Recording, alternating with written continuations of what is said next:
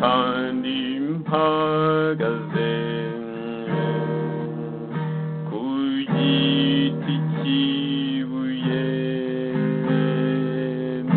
ntuje bizira guhuma nyamara byuje guhumeka.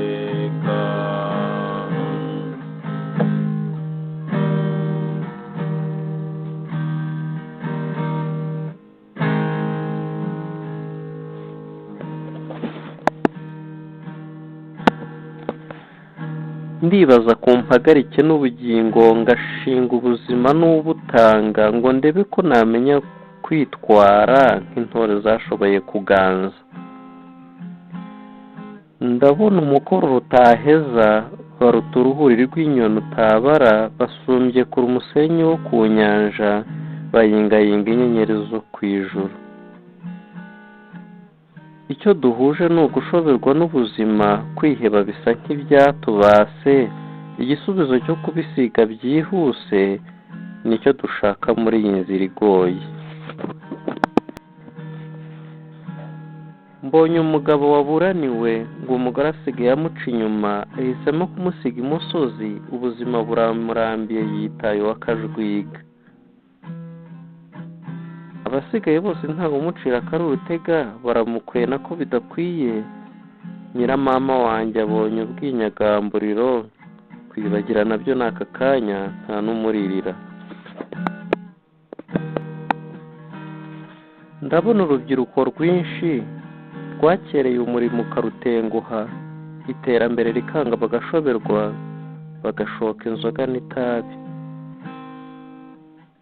nduza abatereranywe n'ababyeyi, baba banzwe bakaba ingunge, cyangwa abakuriye mu makimbirane, uburere bukabarerwa ku mashyi.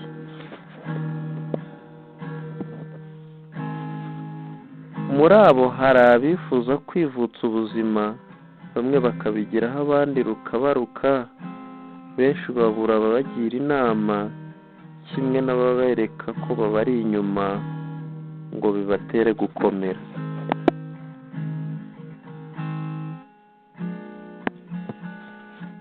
ngo umukecuru yashatse kwiyahura ariko ashaka gupfa vuba atababaye, abanza gukora ubushakashatsi maze ahitamo kwirasa n'imbunda. yasomye ko umuntu yirasa munsi y'imoko y'ibere ry'ibumoso na santimetero 2 gusa, nuko arazipima nawe ngo abigenze uko. icyiza cyarimo yari yihagije mu gituza, maze imoko igera ku kibero hasi, ashyizeho za santimetero 2 zigwa mu ivi, arashakaguru karacika ntiyapfa. aha nicaye kandi mpagaze ku giti cyiza kandi kibi cy'ibuye, nahamenyeye ko umubabaro ari urugingo mu zigize mwene muntu.